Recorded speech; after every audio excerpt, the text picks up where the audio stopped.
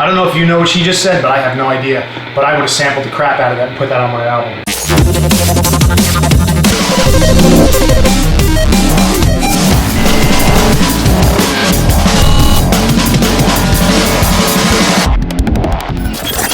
So I've said it before, but I'll say it again. I was a child of the 80s, and I'm really proud of that. But back then, I didn't realize that the technologies we were using were as cool as they actually were. Although by today's standards, they're pretty antiquated.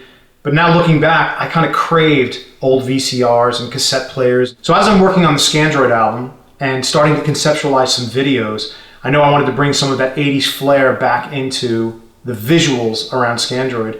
And of course, that got me perusing eBay and other places to find some of the old stuff I used to have. So I did find an old boombox right here, which is not the one I used to own. The one I used to own was much bigger than this, but it's going for $1,600 on eBay right now, so I'm not that nostalgic. But this one will do just fine for right now. And I actually found a cassette Walkman, which also has a radio tuner in it and external speakers, which I don't even know. I maybe had one when I was growing up that had external speakers. You pretty much had to wear those really fuzzy kind of like headphones that really sucked. They sucked bad. So it's kind of strange because I used to make music for cassette. My first albums were pretty much, CDs were just coming in, but it was still primarily cassettes that people were listening to. So here you go, here's my very first album I ever made that was on cassette, and now I'm playing it back on a cassette player.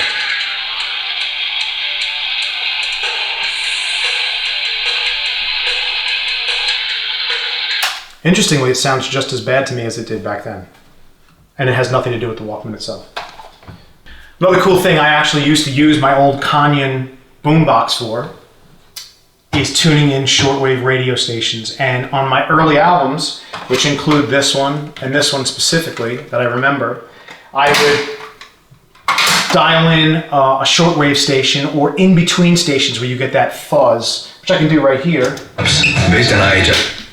Except there's not as many stations on shortwave anymore like there used to be in the 80s and the 90s.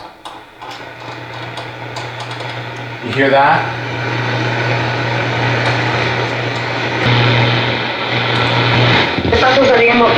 Una manera de dar rostro a la sociedad civil independiente.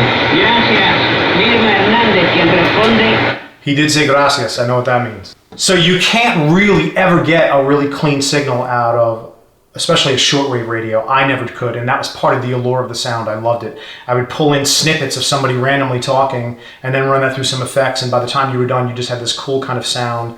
And it's all over these albums, like all over, because I had this big boombox, and that was one of the only few pieces of gear I actually owned. So getting this thing and remembering after I popped a cassette in and started listening, remembering how bad they actually sounded, brought all of that nostalgia back. There was a sound quality to cassettes that we have lost in the digital age. And I'm not saying that's good or bad, it's just different, and it really brought a flood of memories back to me.